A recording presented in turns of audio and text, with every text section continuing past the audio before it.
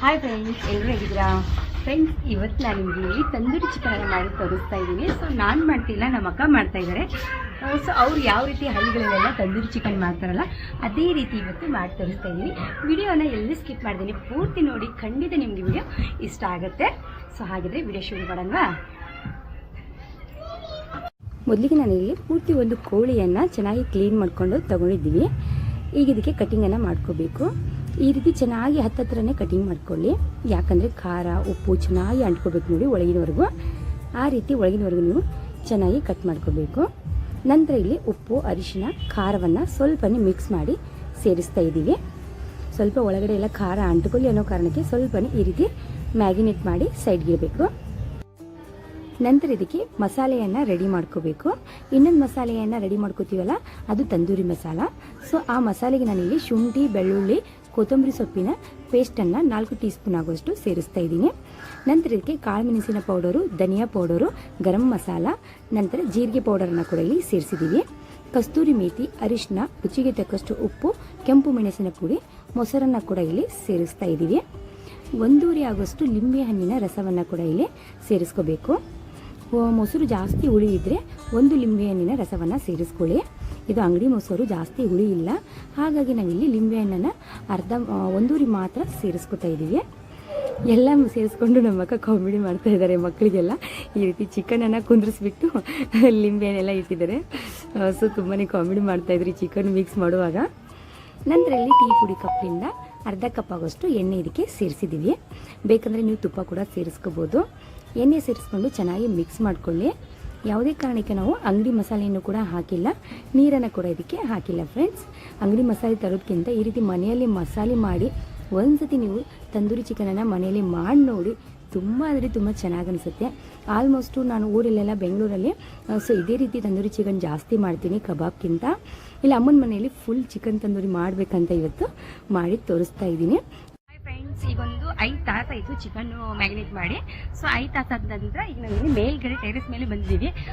ಒಲೆ ಹಚ್ಚಿ ನಾವು ತಂದೂರಿ ಚಿಕನ್ ಮಾಡಬೇಕಂತಿದ್ದು. ಸೊ ಆಲ್ಮೋಸ್ಟು ನಮ್ಮ ಅಕ್ಕ ಇಲ್ಲಿ ಒಲೆ ರೆಡಿ ಮಾಡ್ತಾ ಇದ್ದಾರೆ. ಸೊ ಎಲ್ಲರೂ ಕೂಡಿ ಇಲ್ಲಿ ಮೇಲೆ ಬಂದಿದ್ದೀವಿ. ಸೊ ಮಮ್ಮಿ ದೊಡ್ಡಕ್ಕ ಎಲ್ಲ ಕೆಳಗಡೆ ಕೂತ್ಕೊಂಡಿದ್ದಾರೆ. ನಾವು ಇಷ್ಟು ಜನ ಗಾಡಿ ಎಲ್ಲ ಚೆನ್ನಾಗಿ ಬರ್ತಾ ಇದೆ. ಹುಡುಗರು ಒಂದು ಕಾಡಿಸ್ತವ್ರೆ ನಮ್ಮ ಅಕ್ಕನಿಗೆ. ಈ ಕಡೆ ಬನ್ರಿ ನೀವು ಎಲ್ಲರೂ, ಇಲ್ಲಿ ಬನ್ನಿ, ಇಲ್ಲಿ ಬನ್ನಿ, ಎಲ್ಲರೂ.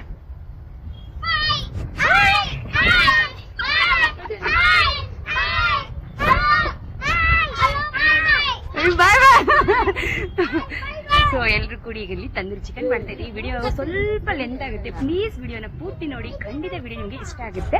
ಹಾಗೆ ಈ ತಂದೂರಿ ಚಿಕನ್ ನಾನು ಹೇಳಿರೋ ರೀತಿಯಲ್ಲಿ ಒಂದ್ಸತಿ ಆದರೂ ಮಾಡಿ ನೋಡಿ, ಖಂಡಿತ ನಿಮಗೆ ಇಷ್ಟ ಆಗುತ್ತೆ. ಸೊ ನಾನಂತೂ ಸಿಕ್ಕಾಪಟ್ಟೆ ಸತಿ ಈ ತಂದೂರಿ ಚಿಕನ್ ಮಾಡ್ತಾ ಇರ್ತೀನಿ. ಒಲೆ ಮೇಲೆ ಮಾಡ್ತಾ ಇರೋದು ಫಸ್ಟ್ ಟೈಮು, ನಮ್ಮ ಅಕ್ಕ ಹೇಳ್ಕೊಟ್ಟ ರೀತಿಯಲ್ಲಿ. ಸೊ ಹಾಗಾಗಿ ಈಗ ಶುರು ಮಾಡ್ತೀವಿ. ಸೊ ಒಲೆ ಹಚ್ಚೋವರೆಗೂ ಸ್ವಲ್ಪ ಅಲ್ಲಿ ವಿಡಿಯೋನ ಶೂಟ್ ಮಾಡ್ತಾ ಇದ್ದೀನಿ ಅಷ್ಟೇ. ಆಯ್ತಾ? ಸೊ ಇವ್ರು ನಮ್ಮ ಅಕ್ಕ. ಸೊ ಆಲ್ಮೋಸ್ಟು ಲಾಸ್ಟ್ ವಿಡಿಯೋದಲ್ಲಿ ಕೇಳ್ತಾ ಇದ್ರಿ ಇವ್ರು ನಿಮ್ಮ ಅಕ್ಕನ ಅಂದ್ಬಿಟ್ಟು. ಇವರು ನಮ್ಮ ಸೆಕೆಂಡ್ ಅಕ್ಕ. ಸ್ವಲ್ಪ ಅವಳು ವೈಟು, ನಾನು ಬ್ಲ್ಯಾಕು ಅಷ್ಟೇ. ಈಗ ನಮ್ಮ ಅಕ್ಕ ಚೆನ್ನಾಗಿ ಉರಿ ಹಚ್ಚಿದ್ದಾರೆ. ಸೊ ಸ್ವಲ್ಪ ಇದು ಕೆಂಡ ಆಗಲಿ ಅಂತ ನಾವು ಹಾಗೆ ವೇಟ್ ಮಾಡ್ತಾ ಇದ್ದೀವಿ. ಇಲ್ಲಿ ನನ್ನ ಹಳೆಯ ಕೂಡ ಹೆಲ್ಪ್ ಮಾಡ್ದವನೆ. ಸಾಕು ಬಿಡುವಿಲ್ಲೋ. ಅಣ್ಣನ್ಗೆ ಹೇಳಿದ್ರೆ ತಮ್ಮ ಬರ್ತಾನೀಗ. ಇವನು ಹಾಕ್ತಾವನೀಗ.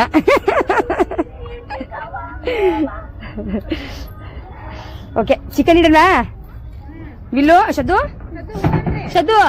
ಚಿಕನ್ ಇಡಲ್ಲ? ಹೆಂಗ್ ತಿಂತಿ? ಸೊ ನನ್ನ ಅಳಿಯನ್ಗೆ ಯಾವ ರೀತಿ ತಿಂತೀಯ ಅಂದರೆ ಆ ರೀತಿ ತಿಂತಾನಂದೆ. ತುಂಬಾ ಖುಷಿ ಆಗ್ತಿತ್ತು. ಮಕ್ಕಳ ಜೊತೆ ಎಲ್ಲ ಇರ್ತೀನಿ ಮೇಲ್ಗಡೆ ಕುಕ್ ಮಾಡುವಾಗ. ಇಲ್ಲಿ ಚೆನ್ನಾಗಿ ಉರಿ ಕೂಡ ಹತ್ತಿದೆ ಈಗ. ಸೊ ಸ್ವಲ್ಪ ಕೆಂಡ ಆಗಬೇಕು. ಕೆಂಡ ಆಗೋವರೆಗೂ ನಾವು ಇದನ್ನು ಹಾಗೆ ಬಿಡಬೇಕು. ಚಿಕನ್ ನೀವು ಎಷ್ಟು ಹೊತ್ತು ಮ್ಯಾರಿನೇಟ್ ಮಾಡಿರ್ತೀರಲ್ಲ ಅಷ್ಟು ಚೆನ್ನಾಗಿ ತಂದೂರಿ ಚಿಕನ್ ಇಲ್ಲಿ ರೆಡಿ ಆಗುತ್ತೆ. ನೀವು ಬೇಕಂದರೆ ಪೂರ್ತಿ ಒಂದು ರಾತ್ರಿ ಕೂಡ ಇದನ್ನು ಮ್ಯಾರಿನೇಟ್ ಮಾಡಿ ಇಡ್ಬೋದು, ತುಂಬಾ ಟೇಸ್ಟಿಯಾಗುತ್ತೆ. ಇಲ್ಲಿ ಚೆನ್ನಾಗಿ ಒಂದು 5 ತಾಸುವರೆಗೂ ನಾನು ಮ್ಯಾರಿನೇಟ್ ಮಾಡಿ ಇಟ್ಟಿದ್ದೆ. ಸೊ ಒಂದು ಸಾಯಂಕಾಲ ಒಂದು 5 ಗಂಟೆ 6 ಗಂಟೆ ಅನ್ಕೋತೀನಿ, ಟೈಮ್ ನೋಡಿಲ್ಲ.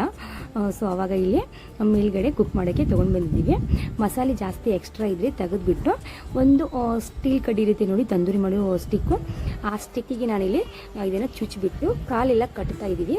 ಯಾಕಂದರೆ ಬೇಗ ಇದು ಕುಕ್ ಆದರೆ ಓಪನ್ ಆಗಿಬಿಡುತ್ತೆ. ಹಾಗಾಗಿ ಈ ರೀತಿ ಒಂದು ತಂತಿನೋ ಅಥವಾ ಏನಾದರೂ ಸಿಲ್ವರ್ ಕಲರ್ ಪೇಪರ್ ಇದ್ದರೆ ಅದನ್ನು ಕೂಡ ನೀವು ಈ ರೀತಿ ಸುತ್ತಬೋದು. ನನ್ನ ಹತ್ರ ಇಲ್ಲಿ ಸಿಲ್ವರ್ ಕಲರ್ ಪೇಪರ್ ಇಲ್ಲ ಅಂತ ಸ್ಟೀಲ್ ತಂತಿ ಇರುತ್ತೆ ನೋಡಿ, ಅದನ್ನ ಇಲ್ಲಿ ಸುತ್ತಾ ಇದ್ದೀನಿ ಈ ರೀತಿಯಾಗಿ. ಈಗ ಇಲ್ಲಿ ತಂದೂರಿ ಚಿಕನನ್ನು ಚೆನ್ನಾಗಿ ನೀವು ಒಲೆ ಮೇಲೆ ಬೇಯಿಸಬೇಕು.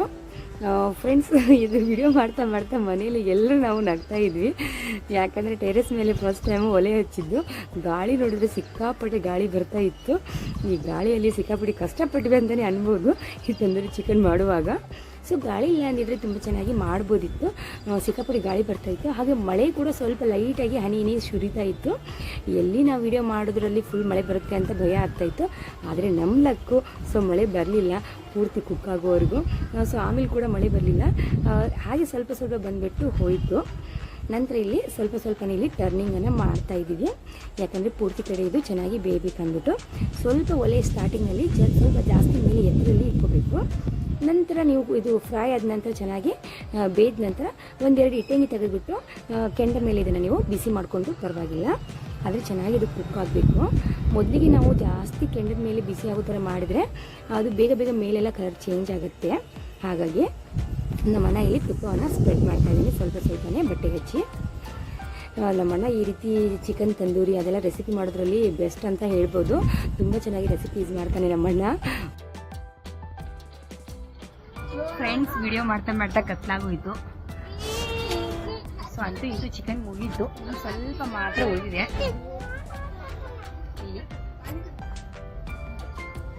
ಸೊ ನಮ್ಮಕ್ಕ ಕುಕ್ ಮಾಡ್ತಾ ಇದ್ದಾರೆ. ಇದೊಂದು ಇದಾಯ್ತು ಅಂದರೆ ಕೆಳಗಡೆ ತಗೊಂಡೋಗಿ ತಿನ್ನೋದು ಮಾತ್ರ ಬಾಕಿ. ಫ್ರೆಂಡ್ಸ್, ಇಲ್ಲಿ ಚಿಕನ್ ತುಂಬ ಚೆನ್ನಾಗಿ ಕುಕ್ ಆಗಿದೆ. ಕಲರ್ ಯಾಕೆ ಚೇಂಜ್ ಕಾಣ್ತಾ ಇದೆಯಪ್ಪ ಅಂದರೆ, ಒಂದು ಕತ್ಲಾಗಿರೋ ಕಾರಣಕ್ಕೆ ಸರಿಯಾಗಿ ಇಲ್ಲಿ ಕಾಣ್ತಿಲ್ಲ. ಇನ್ನೊಂದೇನಪ್ಪ ಅಂದರೆ ನಾವು ಇದಕ್ಕೆ ಫುಡ್ ಕಲರ್ ಹಾಕಿಲ್ಲ. ಅಂಗಡಿಗಳಲ್ಲೆಲ್ಲ ಫುಡ್ ಕಲರ್ ಹಾಕ್ತಾರೆ, ಹಾಗಾಗಿ ತುಂಬ ಚೆನ್ನಾಗಿ ರೆಡ್ ಆಗಿ ಕಾಣುತ್ತೆ. ಸೊ ಮನೇಲಿ ಮಾಡಿದ್ರೆ ಏನು ಕಲರ್ ಬೇಕಾಗೋದಿಲ್ಲ. ನಮ್ಮ ಅಣ್ಣ ಇಲ್ಲಿ ಚಟ್ನಿಗೆ ರೆಡಿ ಮಾಡ್ಕೋತಾ ಇದ್ದಾನೆ. ನಾನು ಚಟ್ನಿ ಕೂಡ ಇವತ್ತು ಫಸ್ಟ್ ಟೈಮ್ ಟೇಸ್ಟ್ ಮಾಡ್ತಾ ಇರೋದು ಮನೆಯಲ್ಲಿ. ಚಟ್ನಿ ಮಾಡ್ತಾನೆ, ಇದರಲ್ಲಿ ಪುದೀನ, ಕೊತ್ತಂಬರಿ, ಟೊಮೆಟೊ ಹಾಕಿದ್ದಾನೆ, ಮತ್ತು ನಿಂಬೆಹಣ್ಣಿನ ರಸ ಕೂಡ ಸ್ವಲ್ಪ ಹಾಕಿದ್ದಾನೆ. ಇನ್ನು ಏನು ಹಾಕ್ತಾನೆ ಗೊತ್ತಿಲ್ಲ, ನೋಡೋಣ. ಬಾಣ ನಂತರ ಇದಕ್ಕೆ ಒಂದು 1/4 ಲೀಟರ್ ಆಗುವಷ್ಟು ಮೊಸರನ್ನು ಕೂಡ ಸೇರಿಸ್ತಾ ಇದ್ದೇನೆ. ಯಾವುದೇ ಕಾರಣಕ್ಕೂ ನೀರನ್ನು ಹಾಕಬಾರ್ದು. ಸ್ವಲ್ಪ ಇದಕ್ಕೆ ಉಪ್ಪನ್ನು ಹಾಕಿ ಇದನ್ನ ಎಷ್ಟಾಗುತ್ತೆ ಅಷ್ಟು ನುಣ್ಣಗೆ ಪೇಸ್ಟನ್ನಾಗಿ ಮಾಡಿಕೊಂಡು, ನಂತರ ಇದಕ್ಕೆ ಹುರ್ಗಡ್ಲೆ ಪೌಡರನ್ನು ಸೇರಿಸ್ಕೋಬೇಕು. ಪುಟಾಣಿ ಕೂಡ ಅಂತ ನೋಡಿ, ಆ ಪುಟಾಣಿ ಪೌಡರನ್ನು ಇದಕ್ಕೆ ಸೇರಿಸ್ಕೊಂಡು ಮತ್ತೆ ಒಂದೆರಡು ಸುತ್ತು ನುಣ್ಣಗೆ ಪೇಸ್ಟನ್ನಾಗಿ ಮಾಡಿಕೊಂಡ್ರೆ ನಮ್ಮದಿಲ್ಲಿ ಚಿಕನ್ ತಂದೂರಿಗೆ ಚಟ್ನಿ ರೆಡಿ ಆಯಿತು. ಇದ್ರ ಜೊತೆಗೆ ಈರುಳ್ಳಿ ಕೂಡ ಇಲ್ಲಿ ಸೇರಿಸ್ಕೊಂಡಿದ್ದಾನೆ ನಮ್ಮನ್ನ. ನಂತರ ಒಂದು ಪ್ಲೇಟಲ್ಲಿ ತಗೊಂಡು ಬಂದು ಎಲ್ಲರೂ ಕೂಡಿ ತಿಂತಾ ಇದ್ವಿ. ಚಟ್ನಿ ಮಾತ್ರ ತುಂಬ ಚೆನ್ನಾಗಿ ಅನಿಸ್ತಾ ಇತ್ತು ಈ ತಂದೂರಿ ಚಿಕನ್ ಜೊತೆಗೆ. ಸೊ ಇನ್ನೊಂದು ಚಿಕನ್ ತರಬೇಕಿತ್ತು ಅನ್ನಿಸ್ತು, ಯಾಕಂದರೆ ಒಂದು ಚಿಕನು ಯಾರಿಗೂ ಸಾಲಿಲ್ಲ, ಸ್ವಲ್ಪ ಪ್ರಸಾದ ರೀತಿಯಲ್ಲಿ ಇದು ಬಂತು. ಸೊ ನಾನು ಪೂರ್ತಿ ಒಂದು ಚಿಕನು ನೋಡಿದರೆ ಒಬ್ಬೊಬ್ರು ತಿನ್ನೋದಿಲ್ಲ, ಹಾಗಾಗಿ ಆ ಥರ ಅಂದ್ಕೊಂಡೆ. ಬಟ್ ಆದರೆ ಎಲ್ಲರೂ ತಿಂದರು, ತುಂಬಾ ಇಷ್ಟ ಆಯಿತು ಎಲ್ರಿಗೂ ಕೂಡ ಚಿಕನ್ ತಂದೂರಿ. ಸೊ ಸಖತ್ತಾಗಿ ಟೇಸ್ಟ್ ಇತ್ತು ಫ್ರೆಂಡ್ಸ್. ಖಂಡಿತ ನೀವು ಮನೆಯಲ್ಲಿ ಒಂದ್ಸತಿ ಆದರೂ ನಾನು ಹೇಳಿರೋ ರೀತಿಯಲ್ಲಿ ಈ ವಿಡಿಯೋದಲ್ಲಿ ಯಾವ ರೀತಿ ಹೇಳಿದ್ದೀವಲ್ಲ ಆ ರೀತಿ ಮಾಡಿ ನೋಡಿ, ಖಂಡಿತ ನಿಮಗೆ ಇಷ್ಟ ಆಗುತ್ತೆ. ಹಾಗೆ ಈ ವಿಡಿಯೋ ನಿಮಗೆ ಸ್ವಲ್ಪ ಏನಾದರೂ ಯೂಸ್ಫುಲ್ ಅನಿಸಿದ್ರೆ, ಇಷ್ಟ ಆದರೆ ಪ್ಲೀಸ್ ನಮ್ಮ ಚಾನಲ್ಗೆ ಸಪೋರ್ಟ್ ಮಾಡಿ. ಹಾಗೆ ನಮ್ಮ ಚಾನಲ್ನ ಸಬ್ಸ್ಕ್ರೈಬ್ ಮಾಡ್ಕೋದನ್ನು ಮರಿಬೇಡಿ ಫ್ರೆಂಡ್ಸ್. ಲಾಸ್ಟಿಗೆ ವಿಡಿಯೋ ಮಾಡುವಾಗ ಸ್ವಲ್ಪ ಕ್ಯಾಮ್ರಾ ಸರಿಯಾಗಿ ಬರಲಿಲ್ಲ, ಸೊ ಪೂರ್ತಿ ಕ್ಲಿಯರಾಗಿ, ಆದರೂ ಪರವಾಗಿಲ್ಲ ಅಂದ್ಕೊಂಡೆ. ಸೊ ಒಂಥರ ಖುಷಿ ಆಗ್ತಾಯಿತ್ತು ಫ್ಯಾಮಿಲಿ ಜೊತೆ ಈ ರೀತಿ ನಗ್ತಾ ಮಾತಾಡ್ತಾ ತಿಂತಾ ಇರೋದು. ನಾವು ಚಿಕ್ಕವರಿದ್ದಾಗೆಲ್ಲ ಹಾಗೆ, ಸೊ ಎಲ್ಲರೂ ಕೂಡಿ ಈ ಥರ ಕಾಮಿಡಿ ಮಾಡ್ತಾನೆ ಊಟ ಮಾಡೋದು ನಾವು ಜಾಸ್ತಿ. ಸೊ ತುಂಬಾ ಖುಷಿ ಆಯಿತು. ಎಲ್ಲ ಹಳೆ ನೆನಪುಗಳು ನನಗೆ ಮತ್ತೆ ನೆನಪಾಯ್ತು ಅಂತ ಅನ್ಕೋತೀನಿ ಚಿಕ್ಕವರಿದ್ದಾಗೆಲ್ಲ. ಈ ವಿಡಿಯೋ ನಿಮಗೆ ಇಷ್ಟ ಆಯ್ತು ಅನ್ಕೋತೀನಿ ಫ್ರೆಂಡ್ಸ್. ಈ ವಿಡಿಯೋ ಇಷ್ಟ ಆದರೆ ಪ್ಲೀಸ್ ನಮ್ಮ ಚಾನಲ್ಗೆ ಸಪೋರ್ಟ್ ಮಾಡಿ. ಈ ವಿಡಿಯೋ ನೋಡೋದಕ್ಕೆ ಥ್ಯಾಂಕ್ ಯು ಸೊ ಮಚ್.